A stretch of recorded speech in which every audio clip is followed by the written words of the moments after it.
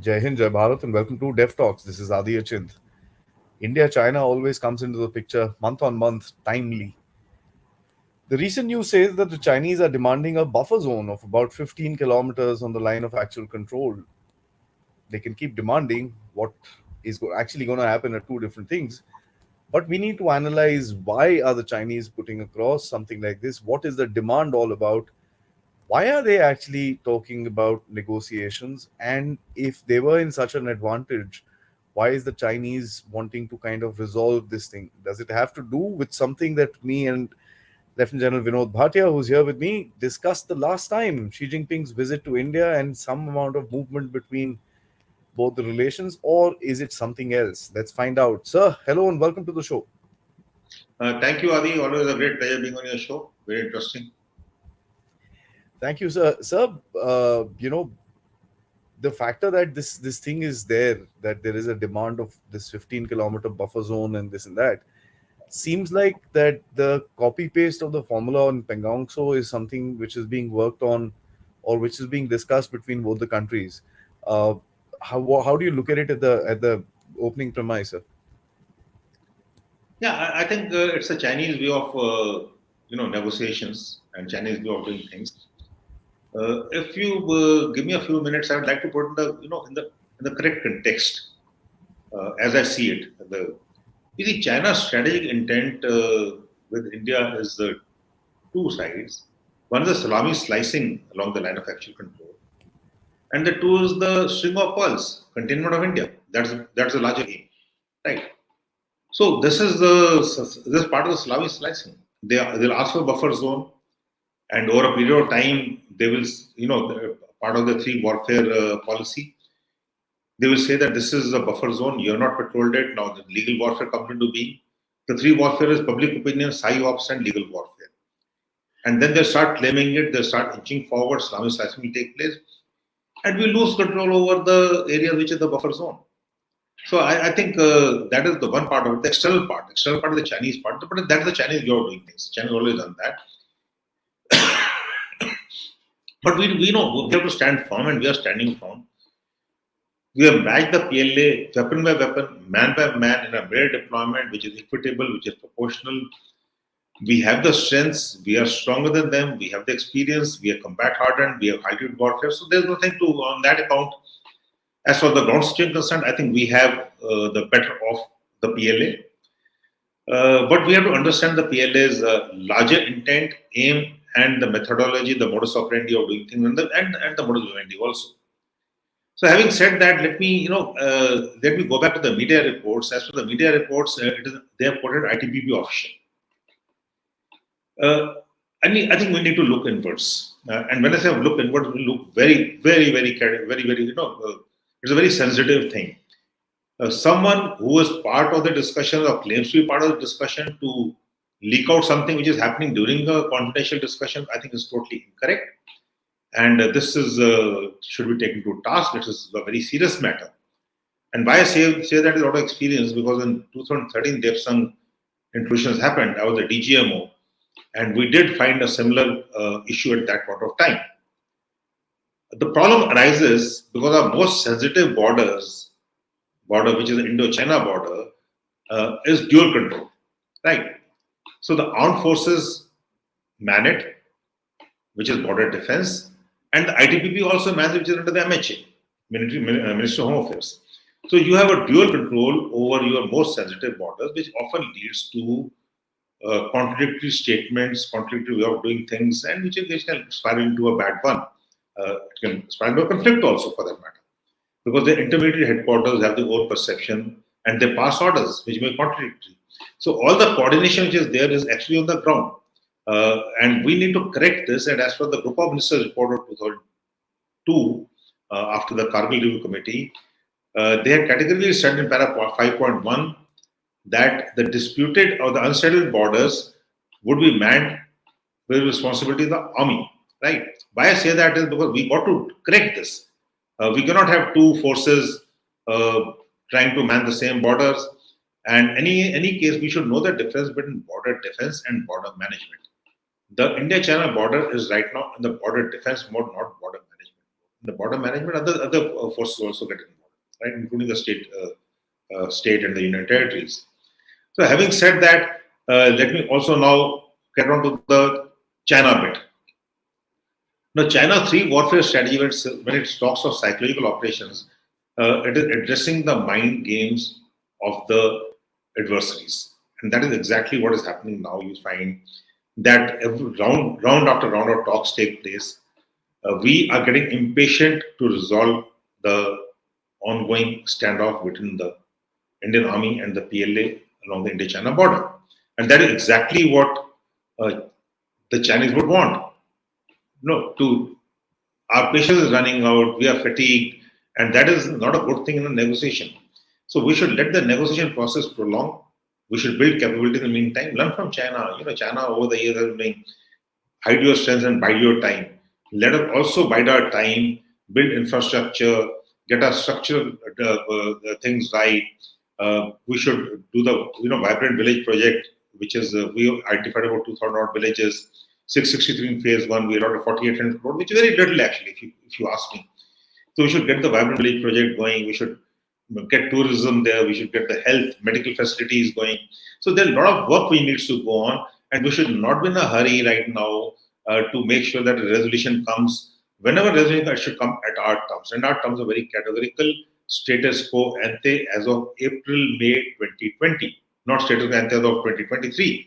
So all these things will be put together in the negotiation and the negotiations, we are the chair of the G20, with the chair of the ISSCO. Xi Jinping is likely to come in September for the meeting. So though China has boycotted the Kashmir, yesterday what's our G20 meeting in Kashmir, but that doesn't mean anything actually. I would be surprised had they attended it. But the fact remains, in the larger picture, we are doing very well. We are in a position of strength, and that is what we need to demonstrate and consolidate. Indeed, sir. There's no question about it. I think you brought out the factor that there's unnecessary conversation about this, which actually creates challenges onto very many things, because these unnecessary conversations always end up uh, creating a narrative that probably the country doesn't look for at that time. And I absolutely agree with you, sir. My question to you would be about the Chinese trying to create a legitimacy of this whole buffer zone. One can look at it in two phases. One is, of course, the factor that yes, there is a loss of territory with regards to this thing, but that's both ways. I mean, with regards to the control of that area, they lose something, we lose something. It's kind of a both ways this thing, but that also legitimizes a certain control or a certain line of control on the map as well. Uh, what would be the main reason for us to actually look at these buffer zones? Would it be so that you're also trying to legitimize and say, okay, you've agreed to this now, that's it, there's no more discussions? Is it also our version of a lawfare against China, sir? No, I think both nations, both China and India, they don't want escalation, right? So we should look at that. Uh, as they do not want escalation, they are looking at de-escalation. But de-escalation on their own terms, both have hardened positions along the line of action control, and de-escalation will take place to resolve the issue. The first step is de-escalation, then disengagement, then de-induction, right?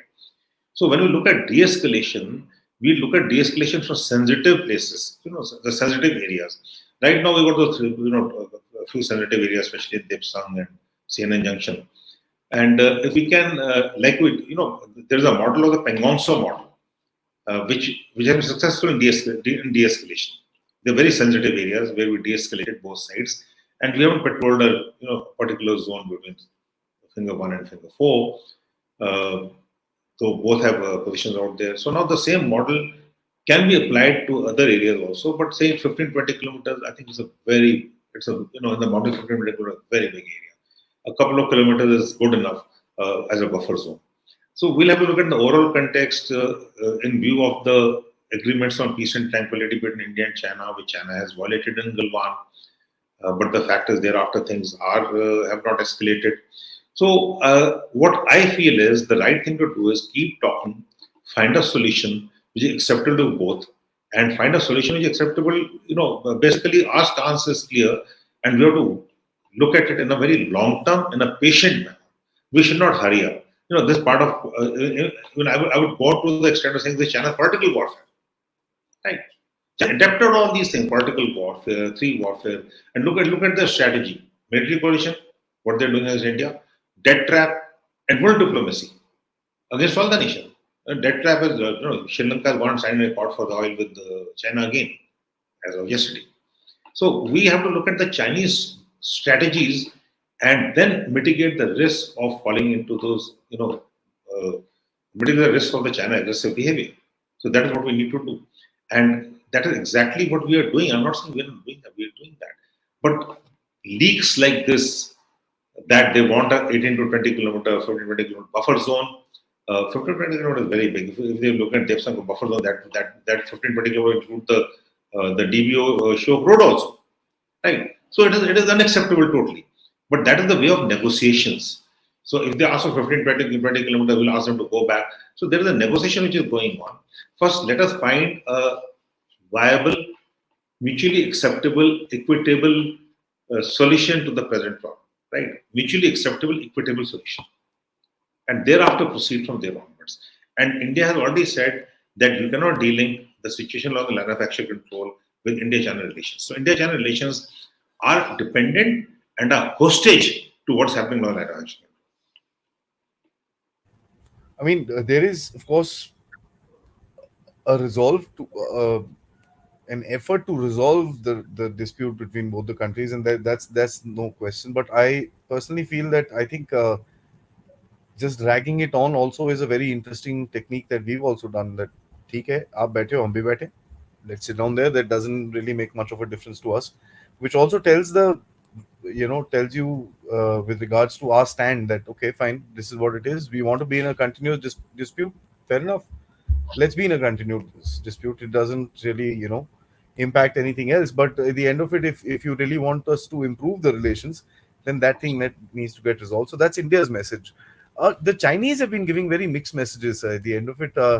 You know oh no, we need to resolve, we are two big powers in the same area, multilateralism is both of our goals.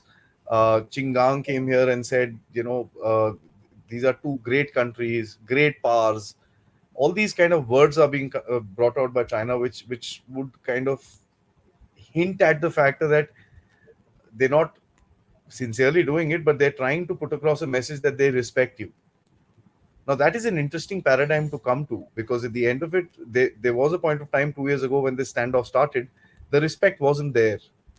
Today, at least in a showcase, they do put that message across. I don't trust anything that the Chinese say, but this is the messaging from the Chinese. How do you interpret the so-called projection of respect for India, sir? See, we got to look at the emerging global order, right? Where the US is vying for the pole to retain the pole position of a unipolar world, a weakening West, a weakened West, I won't say weakening, a weakened West, right? And an emerging China, which wants a bipolar world, which is wants a rightful place in the community of nations. Rightly so, I suppose, because China is a big country, technologically, economically, politically also, for that matter, strategically. So the space. So what in my assessment, I think China will need India more and more, and it'll need India more to balance the US. Like the US wants India to balance China, China need India to balance the US. So when it says, these are not words, these are thoughts which are well considered thoughts, and they would like to keep India neutral, if not on the Chinese. Chinese said, I don't think it's going to happen because Chinese have already gone wrong in leading India. China, as I said so many show, the China don't understand India and Indians, right? So, but I think China is likely to ensure that India does not go fully with the US. So that would not be China's interest, especially in the Indo-Pacific. So these are bigger games, and India as a risen power, as an economic power, as a political power, as a military power, right? We have to assert our interests, and our interests should drive our policies. In that, we'll have to keep China at bay and make sure that we look at the long term, whether it's China, whether it's USA or it's India, we are a secular nation with the largest democracy of the world. We are very, what must say, very possessive of strategic autonomy, rightly so. And that is where I think our strength lies. And we should deal with China from a position of relative strength. Indeed. So, as I mean, it's well known that you were the former DGMO, and you've all obviously dealt with negotiations with Chinese and stuff like that, with the Pakistanis and the Chinese. I don't want to get into any particular situation, but just an overall picture to understand how they negotiate, their mindset of negotiations. Uh, what is the first approach that the Chinese give? Is it these wild sort of claims in the beginning, and then they start to kind of talk to you and kind of take stuff forward? Is it always like that, or is there some tactic that they kind of follow when they open negotiations with another country? No, China is a great negotiator. By the way. I'm a military man. We talk street. That's the unfortunate part. But at some point of time, we have to understand the Chinese minds, and especially when the border person meetings take place, it goes on and on and on and on and on, right? And they're very particular a few things, and but there is no hurry to finish all the negotiations. We want results. They are not looking at immediate results. They have a long term plan, and they stick and abide by that plan, and they play with that plan, right? In our case, I think we are a little impatient as as Indians, and especially the Indian soldiers, the military men. I must say that we seek results. So when you're dealing with China, you should behave like the Chinese. Be nonchalant about it. State whatever you have to state in a roundabout manner, so that you can negotiate and you can always go back to what you said or you did not say or you did not mean. So that is the way of dealing with China. I suppose. That is how the diplomats do it very well. That's the way the political class also does it very well, and the military is doing it exceedingly well right now. Getting down to talks. These talks, but if they're not moving ahead, they won't be talking to us, right? So even the Chinese have hopes of resolving it by talks. And why would they talk? The fact is that China realizes that militarily they cannot push the Indian army, Indian armed forces back, right? And Indian armed forces also realize that with China, it's a long-term game, and we should play a long-term game. And let us negotiate the way the Chinese negotiate. And I think we are doing exceedingly well there. Interestingly, sir, the factor that the Chinese negotiate in very funny ways, and that's something. I mean, I've been reading quite lot of with regards to Chinese foreign policy and stuff like that. The negotiations are always very, oh, this is what we want, and it's very blatant on the face sort of a thing, and then they kind of settle into a certain point, and then they say, "Acha, chalo, theek hai, ye kar lete hain," and all that. But of course, the negotiations come along with a certain amount of information warfare. Interestingly, and this is something which I'm finding very interesting nowadays, that especially since the Yangtze incident happened, we were the first ones to put out a certain, videos to push back with regards to Chinese information warfare. And this news came out yesterday, and there are certain videos that suddenly appeared on the internet of Indian soldiers, beating the daylights out of a group of Chinese who were trying to climb up onto Finger Four or something like that during the standoff in 2020. These things are very interesting. Some time ago there was I sent this to you also, video of chole ke piche kya hai and all that stuff. Now I don't know whether that's a deep fake or not, but just the fact that this sort of a thing actually starts spreading on the internet, people laugh about it. The Chinese do realize that this is not all right for their forces as a projection of power, because it's spreading into Taiwan, it's spreading into the US, it's spreading all around the world, and everybody laughs at them. So this is a very interesting ploy. I don't know it's been done purposefully or not, but that's the timing is very interesting. Has India learned the value of information warfare with regards to the public itself, sir? Previously, the information warfare would be unit to unit, command to command sort of a thing, but today it's being played in the public. Have we learned a lesson? I hope so. I hope so. So information warfare is it's not a force multiplier, much more than a force multiplier. Right? Tomorrow's war, the today's war, is an ongoing war. Why do nations go to war? Nations go to war to impose their will on their adversaries. Right? Period. That's the last option. It's the final option. When you cannot achieve your goals, so you impose your will on the adversary going to war. The victor imposes the will on the vanquished. Right? But in today's world, you don't need to go to war to impose your will. You change the mindset of the people, their values, their belief systems. Today the information domain is such a domain. Within at no cost, you can address a billion people. India is one of the largest users of internet. Whether it's Facebook, whether it's Twitter, which is Twitter, is WhatsApp. No, look at the this thing numbers we have. Right. So you inserted. So we are a good target. Now, if we are a good target, we need to do two things. Right. One is defend ourselves, and second is have a deterrence value. No, I don't think we can reach the Chinese population because that's a closed society. No, there's the it's not a democracy. They don't have orders. If the orders pass, that nothing will leak out. Nothing leak out. Nothing leak. And if you look at Galwan, it took them 7, 8 months to accept that they were casualties. Then they brought up the hero during the Winter Olympics, and then they started running a campaign a slogan campaign that you write a slogan, the Galwan heroes, and we'll give you. And that was done by the Western Theatre Command, the WTC, right? And it's only later on when people gathered information that there were 43 or 46 fatal casualties, right? But in our case, Colonel Santosh Babu and the 19 soldiers who made the supreme sacrifice were out in the open on day one. So when we look at information warfare, I hope what you're saying is right. We have the structures in place, we have the experts in place, and we have the systems in place, and with the resource in place.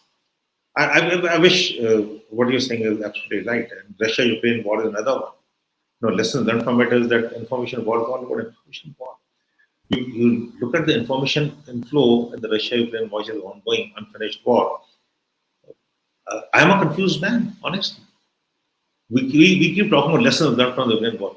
What lessons are we talking about? I don't know. I don't know the factual condition. I don't know how a weapon is done. I don't know the tactics. I don't know the operational insights. I don't have that. What do I believe? What is right? What is wrong?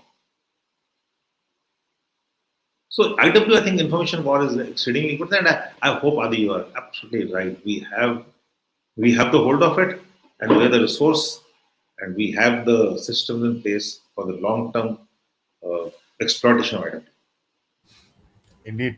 I mean, it's high time we start playing up with the vulnerabilities. I actually last night I was talking. I did a live show where was solo, and I said, we call the Pakistanis the perpetrators of terrorism, with the Chinese actually blocking our sanctions on UN on designated terrorists. I think it's high time that we call the Chinese the protectors of terrorism. So there has to be this sort of a information battle going on, and it's very interesting. I mean, Tibet is something you should also say, or they say that this is a disputed territory. We can also turn around and say Tibet is a disputed territory with whom Tibetans are disputing it. So there's a lot that can be done in this particular domain, but it has to be done with a building of a certain narrative. uh, Sir Xi Jinping's visit is very interesting, that he's coming down, and more or less, I think it's confirmed he won't miss the summit, and he'll have to miss all the summits if he misses one. So it's going to be it's going to be a power projection for him as well, that he can land into India and he can do his business without getting overshadowed with the standoff on the border. What is it that the Chinese would want to say to the world before Xi Jinping sets foot into India? Uh, Interestingly, this whole ploy of this, G20 boycott and this sudden 15 kilometers buffer line and this and that seems like pressure tactics. Uh, Earlier, about a year ago, India would have gone berserk. Everybody, oh, yeah, oh, today everybody, हाँ ठीक है यार. The Chinese keep doing this. There's a difference in understanding China as well. So, what is it that Xi Jinping would want to do before he lands up here, and what is it that we should understand from what he wants to do when that day actually comes in, sir? And that's a very interesting one. I wish I had asked this to the political diplomats who would be experts at answering that. But my sense is that what I feel is that I don't know whether it is confirmed or not. It has yet. Not easy yet. The invite, Let's, I mean, inviters, the option inviter is one, but confirmation is awaited. And I think if he comes, it will be a very good thing. After all, like the Chinese say, and I'm with the Chinese on this, we are two great nations, two giants. We have to move forward. No, it's the century, the Asian century. If it's the Asian century, India and China are the two, the two pillars of the Asian century. We can talk of the global south, we can talk of everything else, but the fact remains that if India and China have to move together, we have to move together. China has to understand that it can't block India the UN Security Council and certain other things, and then it can't honeymoon with India on the weekends and on the weekdays say okay we are divorced. That sort of thing. Well, either our relationship cannot be a one-sided relationship. It has to be two sides, mutual. Right? It has to be in mutual interest and it has to be equitable. I keep on repeating the word equitable. Why? Because China has to treat us as equals to grow. Otherwise, China is lost also. Right. And China, if it go to China, US cannot really, be totally anti-India. So I feel that Mr. Xi Jinping will come, and that's the time. And if the visit takes place, it will be a very good thing. We can look at the political dialogue resuming after the first informal and the second informal summits. The ice has been broken in the last SU meeting in Indonesia. So I hope it continues from there. We rebuild our relationship back which was going. But this time we have to be careful because the trust deficit is there, and we need to look at everything in a holistic manner. And we should be prepared while we advance our relationship. We should be prepared for the worst. Preparation is what is we cannot not do without. Prepare militarily, prepare economically, prepare diplomatically to make sure that China's aggressive behavior is deterred and China understands that Indian interests come first and foremost for India. my last question to you on the subject would be a very simple one, sir. That you know, when the standoff began, it was more or less a bilateral sort of a standoff where two countries had differences with regards to their borders, and everybody termed it as a border dispute, a territorial dispute, and this and that. Today, it's not so. Today, it's become a multilateral dispute. Uh, Anything that happens between India and China will not just be between India and China. The world has come to that particular point of time where I think that the heightened levels of tensions within the world has brought us here. Uh, the Chinese, or us for that matter, would have to take into consideration a lot of other things around us before we actually, move forward and do something with regards to the borders. And there also, the relationship does not, it's not a switch that will just switch on and we'll be happy go lucky after that and this and that. There's obviously going to be the Chinese threat forever and ever and ever for time to come, till the time we are able to actually push them back, or whatever happens with in the future. But that Chinese threat, even if the border thing gets resolved, is going to remain. The trust deficit that you just mentioned is going to remain. So we can go back or pull off from the military situation on the border, but that doesn't resolve the situation or the relationship between both the countries, does it, sir? No, it doesn't. Adversary, and remain adversary. And China-India adversarial relations have continued since 1962. We have had ups and downs. In the late 80s, early 90s, even till 2013 till Xi Jinping took over, our relations were growing. But then, when you talk of nations, we deal with nations from a position of strength, right? Uh, Ideologically, is fine that we our relations are good, but if you have to ensure peace through preparedness. If you let your guard down, and if you are weak, tomorrow any neighbor can be any neighbor will be bad to you. Leave aside China. Why China alone? So if you are prepared, if you can raise the consequences of costs for your adversary, you will ensure peace. But for that, you need to invest. You want need to invest in capabilities. You have to enhance capacities. Right? So a lot of it has to, we keep looking at China. A lot of it has to do inwards. Like I Hmm. started off saying, you can't be cutting down the army and raising ITBP. It's the same kitty. Today you are raising ITBP battalions and cutting down the strength of the army. Understand that we are a mountain army. All our disputed borders, unsettled borders on the mountains. Whether line of actual control or line of control is mountains. All our wars, other than the 71 war, we fought in the mountains. 47, 48 was a mountain war, right? 62 was totally mountain war. 65, most of it was a mountain war. 71 leave aside. Today, all your line of control, your line of action, it's all mountains, and mountains need troops. Technology is fine, but technology can cannot replace the man. It can only aid the man. Right.